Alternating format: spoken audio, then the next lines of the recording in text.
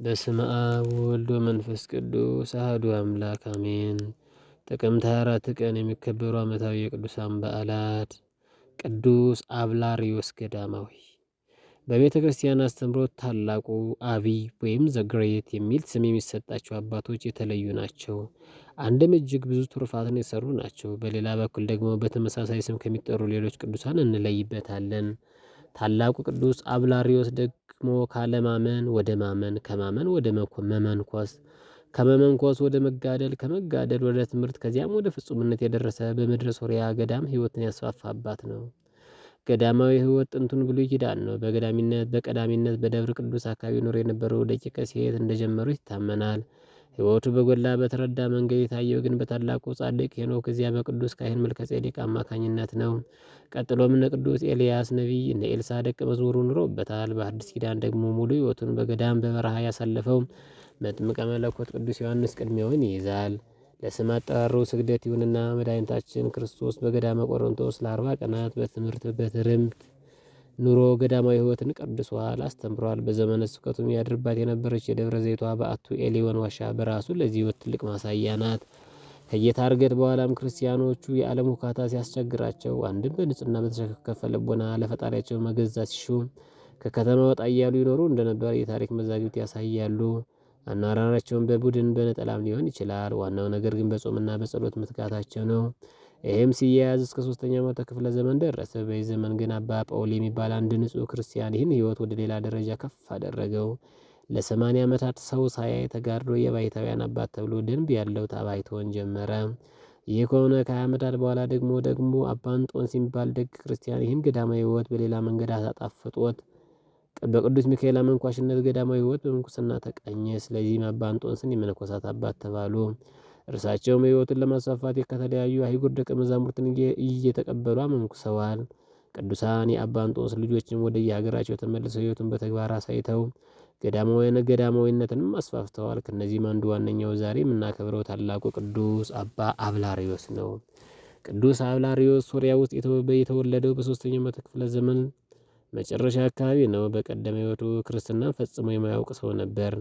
ለዚህም ምክንያቱ ወላጆቹ ኢአማኒ መሆናቸው ነው። ገና በልጅነቱ ወደ ትምህርት ቤት ገብቶ የግሪክን ፍልስፍና የዩናናውያን ጥበብ ተምሮ ፈላስፋ ሆኗል። በ16 ዓመቱ በምድረ ሶርያ አሉ ከሚባሉ የጥበብ ሰዎች አንዱ ሆነ። ቅዱሱ ማንበብና መጠየቅም አብዝቶ ይወድ ነበር። የሚያነበው ነገር በሶርያ ቢያጣ በ17 ዓመቱ ተጨማሪ ጥበብን እውቀትን ፍለጋ ወደ ግብፅ እስክንድርያ ወረደ። በዚያ ግን ከሰማቸው ትምህርቶች አንዱ ልቡን ገዛው። በወቅቱ በግብፅ ላይ ፓትርያርክ የነበረው ቅዱስ ለእስክንድሮስ ስለ ምድራዊ ያይደለ ስለ ሰማያዊ ጥበብ ሲያስተምር ሰምቶ ተገረመ። ቅዱስ አብላርዮስም በሰዓት የሰበሰበውን የፍልስፍና መጻሕፍት ጥሎ ቅዱሳን መጻሕፍትን ያነብ ጀመረ። ቅዱስ ለእስክንድሮስም የሚከብበትን እየፈታ ይተረጉምለት ነበር።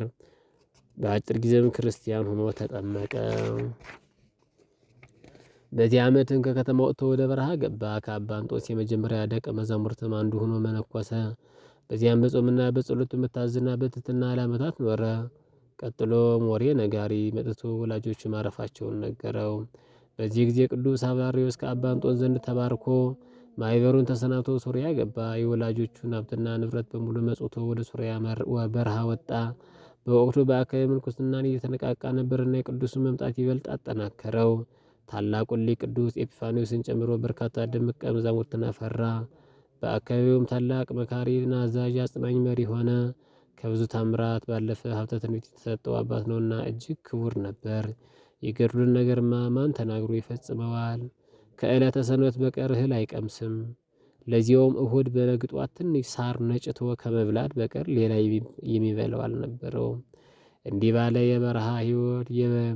የበረሃ ሕይወት ለ63 ዓመታት ኖረ። በዓለም የኖረበትም 17 ዓመት ብንደምረው 80 ይሆናል። ቅዱሱ በተወለደ በ80 ዓመቱ በ4ኛው ክፍለ ዘመን በዚች ቀን አርፏል። አምላከ ቅዱስ አብላርዮስ ጥበቡን ፈሊጡን ሕይወቱን ይግለጽልን፣ ከበረከቱም አይለየን። ጥቅምት 24 ቀን የሚከበሩ ዓመታዊ የቅዱሳን በዓላት።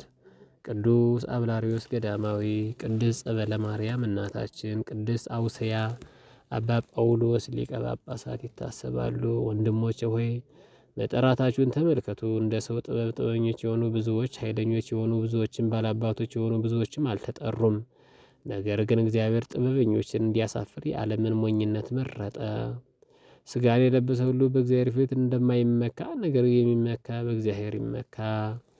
ልሁክተ ኤልሳዕ ማርያም በዓለ ሰናይ አምልኮ በጺኦ መለኮቱ ለወልድኪ ዘተፈወሰ ኢያሪኮ ጽጌ ደንጎላ ዘቆላ ማርያም ዘባረኮ እግዚአብሔር ዘባረኮ ጎየተ እግዚ ጎየ ጉየተ እግዚ ሕፃን ለመንበርተ ሰይጣን ዘሆኮ ወበሁረቱ ብሔረ ግብፅ አውደቆ ለስብኮ ሰላም ለአብራሪዎስ ረዳ አንጦኒ ህሩም ዘሰበከ ለሰባ ሶርያ በቃለ ፍስሐ ወሰላም መፍቀሪ ነዳያን አሃው መምህረራሄ ዘግሩም በእንተ የዋሃቱ ወምጽአቱ ዘሰመዩ አብርሃም ወመናኒተ ዓለም ተሃራሚት እምነ ጸበለ ማርያም ወላዴ ቅዱሳን ሀያል አብራሪዎስ መነኮስ ወዘግሩም ጻድቅ ዘምግባሩ ቅዱስ ጸበለ ማርያም ቅድስት ተወልዱ ለእንጦንስ ወአውስያ ተአማኒት እመሰማይት ቴዎድሮስ ባርኩ ማይበረነ በአዚዝ መንፈስ።